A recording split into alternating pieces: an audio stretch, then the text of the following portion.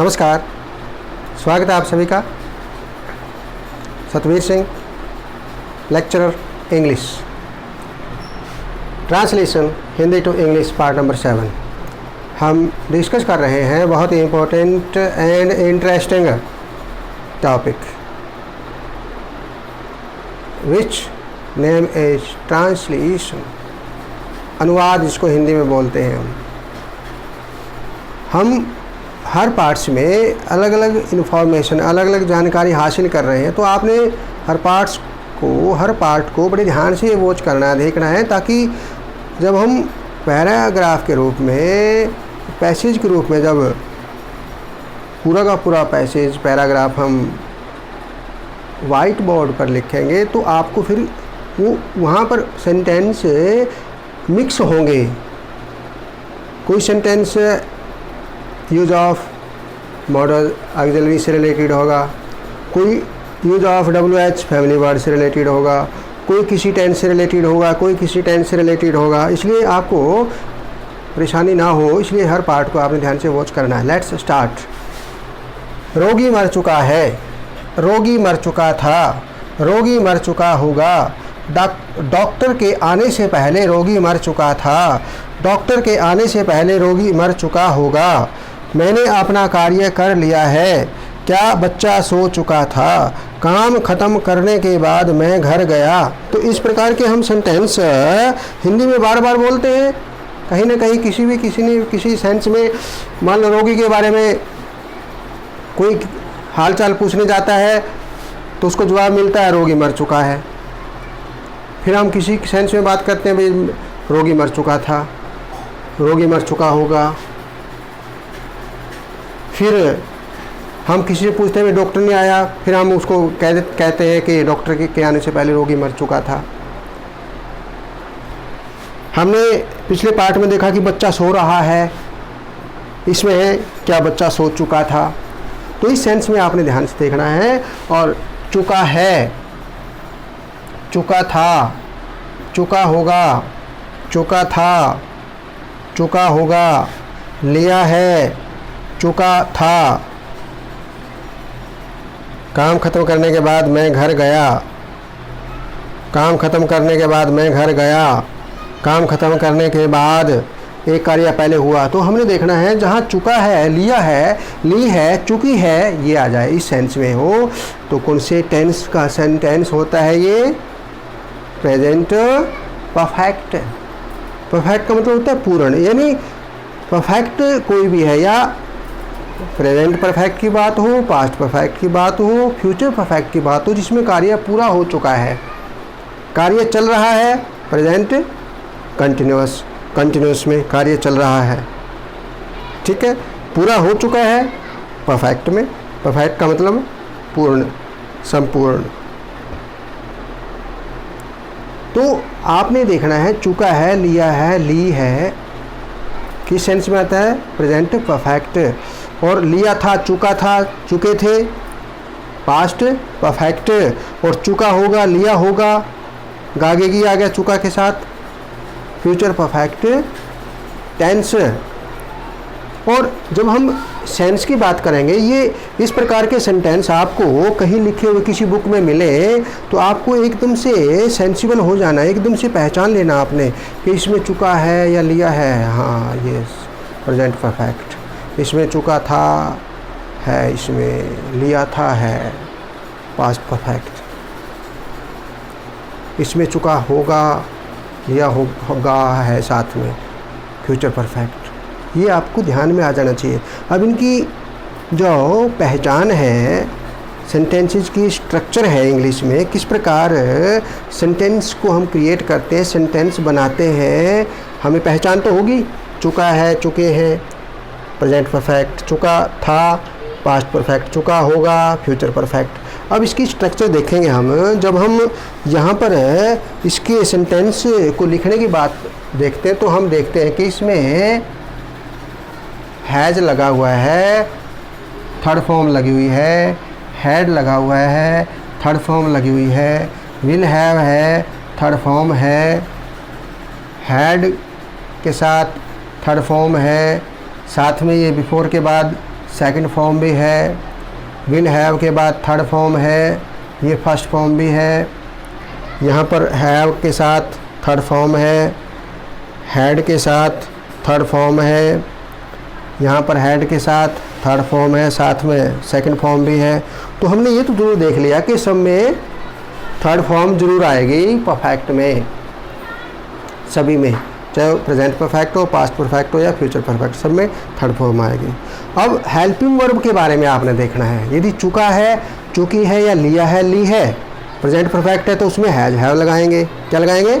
Has और have.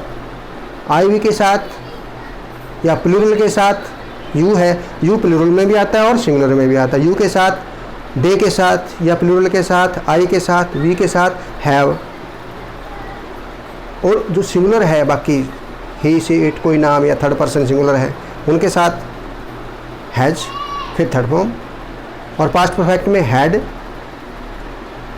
और future perfect में विल के साथ हैव, विल हैव, विल लगा देंगे, हैव लगा देंगे साथ में। हालांकि हम सेल हैव की सेंस में भी देखते हैं, कई बार बच्चे कहते हैं कि विल के साथ हैव और सेल के साथ भी हैव आता है, आई वी के साथ सेल आता है, फिर हैव, और बाकी सब्जेक्ट के साथ विल हैव आता है।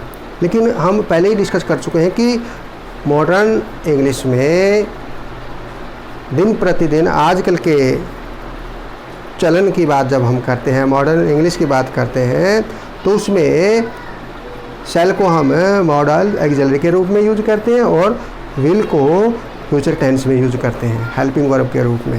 ये भी हमने देखना है। वैसे कई बार बच्चे विल हैव और सेल हैव भी लगा देते हैं आई वी के साथ। इस सेंस को भी हमने देखना है, ठीक है ना। तो ये बात आपने ज़रूर देखनी है। रोगी मर चुका है, रोगी मर चुका, चुका, सिर्फ यहाँ इस सेंस में डिफरेंस है और इस डिफरेंस को आपने देखना है। The patient, the patient, patient, रोगी हैज डाइड।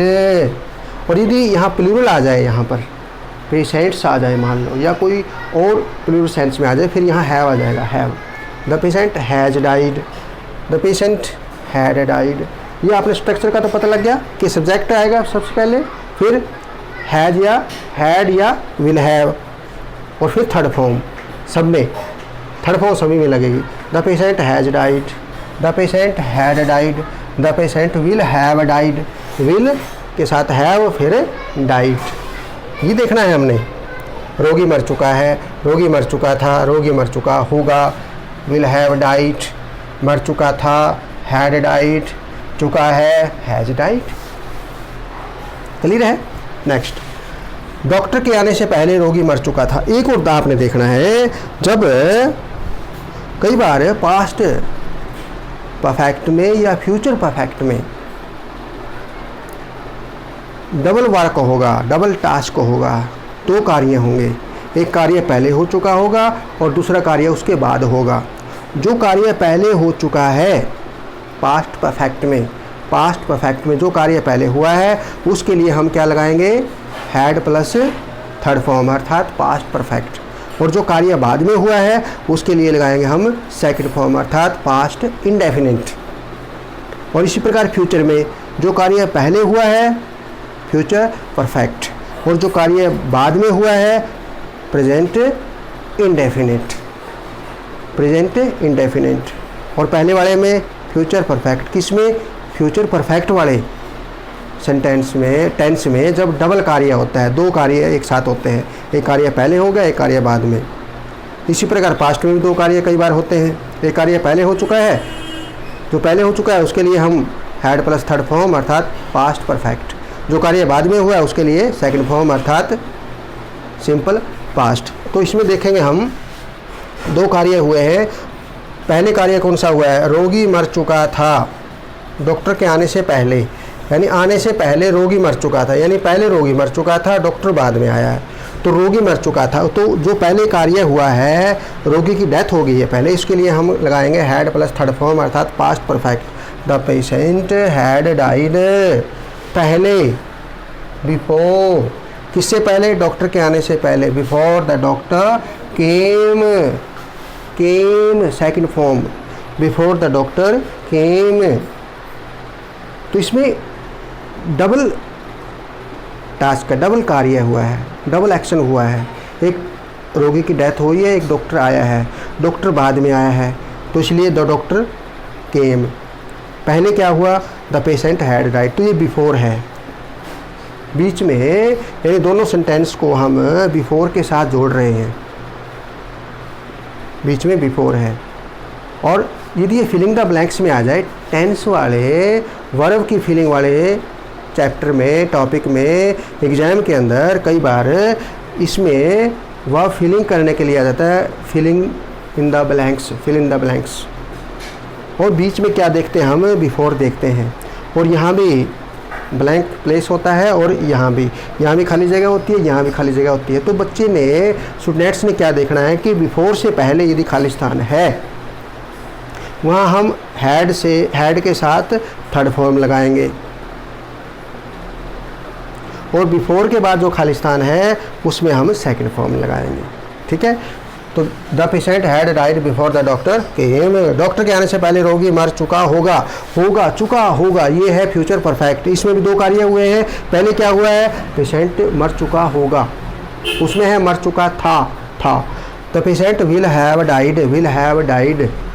हम कई बार कहते हैं ना भाई रोगी मर चुका होगा पहले, डॉक्टर के आने से पहले, ठीक है ना। The patient will have died before the doctor comes. यहाँ पर कम के साथ हमने एस या एस लगाते हैं ना, जैसे जब सिंगुलर है, थर्ड पर्सन आ जाए एज ए सब्जेक्ट है, तो हम फर्स्ट फॉर्म लगाते हैं, उसके साथ एस या एस लगाते हैं। तो इसमें हमने हैड प्लस थर्ड फॉर्म लगाई थी, बिफोर के बाद सेकंड फॉर्म। इसमें क्या किया हमने, विल हैव के साथ थर्ड फॉर्म लगाई है फ्यूचर परफेक्ट में, जिसमें चुका होगा है, और इसके बाद फर्स्ट फॉर्म यानी प्रेजेंट इंडेफिनिट। ये आपने ध्यान से देखना है। मैंने अपना कार्य कर लिया है या चुका है, प्रेजेंट परफेक्ट। आई के साथ हैव आता है, वी के साथ हैव आता है, दे के साथ हैव आता है, ही के साथ हैज, सी के साथ हैज, कोई नाम है किसी का सिंगल, फिर उसके साथ भी has. I have done, third form, have के बाद third form, done, do did done, I have done हमारी वाक।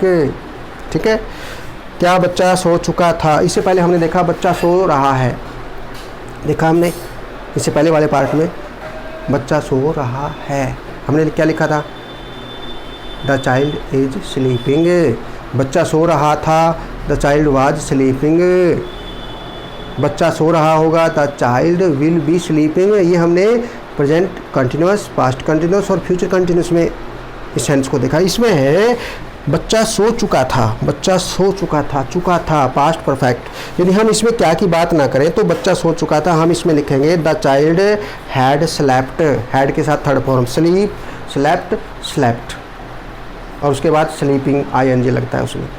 4 फॉर्म होगी ना, first second third and plus ING वाली, इसको फोर्थ फॉर्म ऑफ वर्ब भी कहते हैं, जिसमें प्रेजेंट पार्टिसिप से रिलेटेड होती है जो। अब अफर्मेटिव सेंटेंस में क्या होता है कि द चाइल्ड हैड स्लेप्ट, बच्चा सो चुका था, लेकिन ये इंट्रोगेटिव है। इंट्रोगेटिव में क्या आएगा, हेल्पिंग वर्ब हैज है, हैड है या विल है, वो सबसे पहले सब्जेक्ट से पहले आ जाएगी और फिर सब्जेक्ट आएगा, फिर थर्ड फॉर्म आएगी। हैड द चाइल्ड स्लेप्ट, क्या बच्चा सो चुका था, हैड द चाइल्ड स्लेप्ट। यदि इसमें ये आ जाए बच्चा सो चुका है, फिर आ जाएगा हैज द चाइल्ड स्लेप्ट। और यदि ये आ जाए क्या बच्चा सो चुका होगा, फिर आ जाएगा विल, यहाँ सबसे पहले विल आएगा, विल द चाइल्ड, फिर हैव, फिर हैव, क्योंकि विल और हैव अलग अलग कर देंगे, विल सबसे पहले, फिर सब्जेक्ट, फिर हैव, फिर स्लेप्ट। ठीक है ना। तो ये इंट्रोगेटिव सेंटेंस में साइन ऑफ इंटरोगेशन लगा दिया हमने, हेल्पिंग वर्ब सबसे पहले, फिर सब्जेक्ट और फिर थर्ड फॉर्म। काम खत्म करने के बाद मैं घर गया, इसमें भी 2 कार्य हुए हैं, लेकिन इसमें आफ्टर लगा हुआ है, ये ध्यान रखना है आपने, बिफोर नहीं है, आफ्टर है, काम करने के बाद। इसमें कार्य कौन सा हुआ है पहले, ये देखो, काम खत्म किया पहले, ठीक है, काम खत्म हुआ है पहले, तो आफ्टर के बाद यानी काम खत्म हुआ है, काम खत्म करने के बाद आई वेंट होम, मैं घर गया, आई वेंट होम, मैं घर गया। After I had finished the work, तो आफ्टर के बाद I had finished the work, काम ख़त्म करने के बाद after I had finished the work, काम ख़त्म करने के बाद आई वेंट होम, मैं घर गया। ठीक है, यदि इसको हम ऐसे कहें,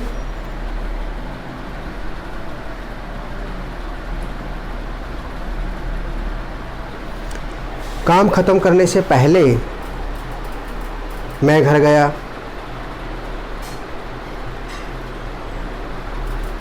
तो दूसरी सेंस में आ जाएगा।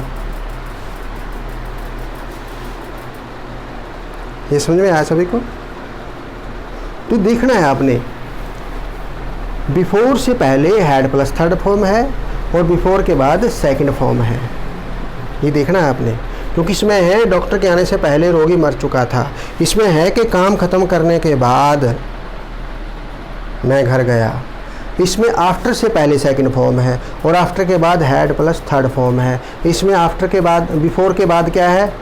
सेकंड फॉर्म, और इसमें आफ्टर के बाद क्या है? Had plus third form. Before से पहले क्या है? हैड प्लस थर्ड फॉर्म, और आफ्टर से पहले क्या है? Second form. यानी इसका उल्टा है, इसके विपरीत है ये। इसमें जो है इसके विपरीत इसमें है, बिफोर के बाद सेकंड फॉर्म, बिफोर से पहले had plus third form, after के बाद हैड प्लस थर्ड फॉर्म, और आफ्टर से पहले सेकंड फॉर्म। तो आपने इस सेंस में देखना है, जहाँ चुका है, चुका था या चुका होगा, किस प्रकार ये प्रेजेंट परफेक्ट, पास्ट परफेक्ट और फ्यूचर परफेक्ट है, और किस प्रकार हमने ये पार्ट 7 में ट्रांसलेशन से रिलेटेड डिस्कस किया। तो आप इसी प्रकार लगे रहेंगे, डिस्कस करेंगे और आपस में एक दूसरे को बताएंगे, अपने टीचर्स की हेल्प लेंगे, पेरेंट्स की हेल्प लेंगे, अपने brother sisters, grandfather grand mother की हेल्प लेंगे, अपने फ्रेंड्स की हेल्प लेंगे, तो आपको ट्रांसलेशन में, अनुवाद में कोई दिक्कत नहीं आएगी। समझे सभी? फिर से आप सभी को नमस्कार, ओके, थैंक यू, धन्यवाद, गुड बाय।